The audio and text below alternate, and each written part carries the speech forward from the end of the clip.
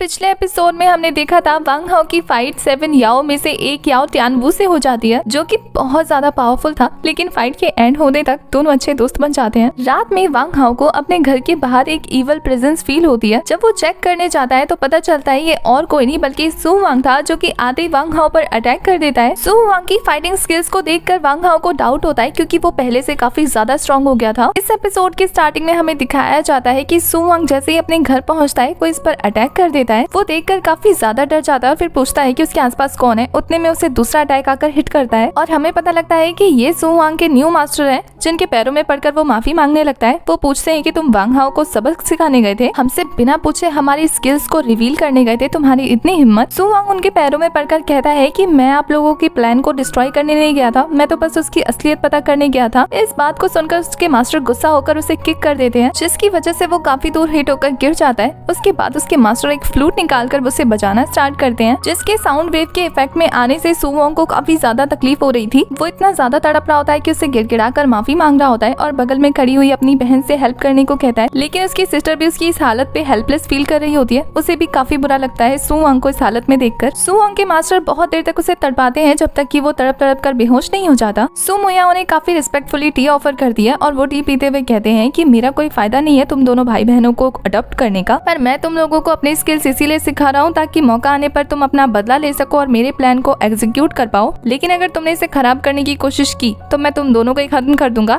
ये सुनकर सु मोया को काफी बुरा लगता है, लेकिन वो कुछ कर नहीं सकती थी। नेक्स्ट सीन में दिखाया जाता है कि वांग हाओ की क्लास चल रही थी। वहाँ उसके टीचर उसे बता रहे होते हैं कि एशियन टाइम्स में मार्शल आर्ट सीखने के हजारों तरीके रहे हैं, जिनमें से कुछ तुमने सुन रखे होंगे, जिसमें से 3 है सोल कल्टीवेशन, बॉडी कल्टीवेशन, पिल कल्टीवेशन। पर उनकी कंट्री चू में, यहाँ तक कि पूरे ईस्टर्न वेस्टलैंड में अभी भी रिफाइनिंग प्रोसेस पर ज्यादा ध्यान दिया जाता है। वे वांग हाओ टीचर को इंटरप्ट करते हुए बोलता है कि क्या इस दुनिया में कोई मैजिशियन मौजूद है। टीचर उसके सवाल को सुनकर कहते हैं कि हाँ, कुछ मैजिशियन मौजूद है जो कि यिन पावर को इविल तरीके से प्रैक्टिस करते हैं, पर इस तरीके की साइकिक पावर को प्रैक्टिस करने के लिए एक कंडीशन माननी होती है। इन्हें जरूरत पड़ती है लोगों के मेरिडियन से कनेक्ट करने की, और ये कंडीशन स्ट्रिक्टली फॉलो किया जाता है। इसलिए इस टेक्निक को यूज करने वाले ईस्टर्न वेस्टलैंड में अब नहीं देखने को मिलते। ये सारी बातें सुनने के बाद वांग हाओ सोच रहा होगा तो कुल मिलाकर सु वांग के लिए इम्पॉसिबल है अकेले इस तरीके की मार्शल आर्ट को कल्टीवेट करना, इसलिए कोई तो है जो उसके पीछे रहकर उसकी हेल्प कर रहा है। वो यही सब सोच रहा होता है कि पीछे से ताई उसे आवाज मारते हुए कहता है, हे तुम्हें पता है कि टियानवू एकेडमी में कौन देखने को मिला है? वो बदतमीज लड़का जो तुम्हें देखना नहीं चाहता, तुमसे सबसे ज्यादा नफरत करता है, सु वांग। और जब वो देखता है कि वांग हाओ ने कोई रिस्पॉन्स नहीं दिया तो वो कहता है कि बिल्कुल भी सरप्राइज नहीं है, क्या पहले से पता था? वांग हाओ से धीरे से जवाब देते हुए कहता है, हम कल रात को ही मिल चुके हैं, हमारी लड़ाई भी हो चुकी है। जब ताई ये सुनता है तो सरप्राइज हो जाता है और फिर वांग हाओ की चोट देखकर कहता है, तुम्हें तो चोट भी लगी है, इसका मतलब सु वांग काफी ज्यादा स्ट्रॉन्ग होकर आया है ना। और मैंने सुना है कि उसके साथ उसकी बहन भी आई है, यानी कि वो दोनों टियानवू एकेडमी में एक साथ आए हैं और वो दोनों ही एक साथ की गैदरिंग की पीक पर पहुंच चुके हैं। मुझे लगता है वो यूं ही इस एकेडमी में नहीं आया, तुम्हारे लिए मुसीबत खड़े होने वाली है, क्योंकि वो तुम्हारे लिए आए होंगे। ये सुनने के बाद वांग हाओ कहता है, आए हैं तो आने देते हैं, मैं भी देख लेता हूँ। और वो यहाँ काफी डेंजर लुक देता है। उसके बाद दिखाया जाता है वो तीनों घर जा रहे होते हैं तो ताइरीच उनसे शेयर करता है कि क्या तुम लोग जानते हो किंग युआन ट्रायल के बारे में? वांग हाओ जवाब देता है, नहीं उसने कुछ सुना तो नहीं है, लेकिन अगर वो देख लेगा तो इस बारे में बात कर सकता है, अगर तुम्हें कुछ पता है तो बताओ। तो ताइरीच उन्हें बताना स्टार्ट करता है कि हर 3 महीने बाद टियानवू एकेडमी एक ट्रायल रखती है जिसको किंग युआन कहते हैं। इस ट्रायल में जो भी पार्टिसिपेट करता है ना, वो किंग युआन नाम की छोटी सी वर्ल्ड में एंटर कर जाता है चैलेंजेस को फेस करने के लिए कल्टीवेशन के, और जो विनर होता है वो किंग युआन लिस्ट में आ जाता है। जो भी उस लिस्ट में होता है उसे रैंकिंग के अकॉर्डिंग अलग अलग नंबर्स के हिसाब से रिसोर्स प्रोवाइड की जाती है। वांग हाओ की बातें सुनकर कहता है, तुम अपनी फैमिली के एल्डेस्ट सन हो, मुझे नहीं लगता कि तुम्हें फाइनेंशियल या फिर रिसोर्सेज की जरूरत होगी, तो इस बारे में सोचने का कोई फायदा नहीं है। पर ताइरीच कहता है, तो फिर तुम्हारा पैसे कमाने के मामले में क्या ख्याल है? क्योंकि मैं तो एक क्विज ऑर्गेनाइज करने वाला हूँ जिसमें एकेडमी के सभी लोगों को इन्वॉल्व करूंगा, जिसमें उन लोगों को गेस करना पड़ेगा कि कौन फर्स्ट आएगा, और जो सही गेस करेगा उसे अच्छा खासा बोनस मिलेगा। पर उन्हें इस क्विज में एंटर करने के लिए छोटा सा एंट्रेंस अमाउंट पे करना पड़ेगा, बस सिंपल। वांग हाओ की बातें सुनकर स्माइल कर रहा होता है। उतने में उसके सामने एक इंसान आकर पूछता है, क्या तुम ही वांग हाओ हो? वांग हाओ उसे देखकर कहता है कि कोई काम था मुझसे, जिस पे वो इंसान सोच रहा होता है अपने मन में कि इसने टियानवू के साथ ड्रॉ मैच किया था, मुझे तो लगा था ये कोई पावरफुल इंसान होगा, पर ये तो रैंडम सा लड़का है। वो लड़का टशन दिखाते हुए कहता है कि मैं टियानवू अपर कोर्ट से हूँ और 7 याओ में से एक याओ शी वेंगपेंग का स्टूडेंट हूँ, तो अगर तुम मेरी सेवा में आ जाओ और मेरी हेल्प करो तो टियानवू एकेडमी में कोई भी तुम्हें टच करने की हिम्मत नहीं कर पाएगा। वांग हाओ उसकी बातें पूरी सुनता भी नहीं, उसे क्रॉस करता हुआ जाते हुए कहता है, नॉट इंटरेस्टेड। उसकी बातें सुनकर उसका मुंह देखने लायक होता है। उसका रवैया देखकर उस लड़के को गुस्सा आ जाता है और यहाँ ताइरीच उसे समझा रहा होता है कि तुमने फिर से 7 याओ से पंगा ले लिया, यहाँ वो लड़का अपने मन में सोचता है कि अगर जब तुम मेरे किसी काम के नहीं आ सकते तो फिर मैं तुम्हें जिंदा नहीं रहने दूंगा। ये बोलकर वो उस पर स्नीक अटैक कर देता है। वांग हाउ उसके अटैक को काफी इजिली रोक लेता है। ये देखकर जाओशन कहता है कि मुझे हेल्प करनी चाहिए, पर टाइरिच कहता है वो वांग हाउ है, उसको तुम्हारी हेल्प की जरूरत नहीं है, इसलिए वांग हाउ को हैंडल करने दो और तुम शो का मजा लो। ये बोलकर वो उसे खींच लेता है साइड में। वांग हाउ उसके अटैक को डिस्ट्रॉय कर देता है। वो लड़का ये देखकर अपने पास से एक मैजिक वेपन निकाल लेता है। टाइरिच जब उसके पास उस वेपन को देखता है तो कहता है इस छोटे बच्चे के पास इस तरीके का वेपन, इस तरीके के मैजिक वेपन को रिफाइन करने के लिए तो बहुत ज्यादा टाइम लगता है और इस तरीके के वेपन को कंट्रोल करने के लिए तो 80% एनर्जी लगती है। इधर वो लड़का कहता है कि इस वेपन के यूज से तुम टेम्परेरी मर जाओगे,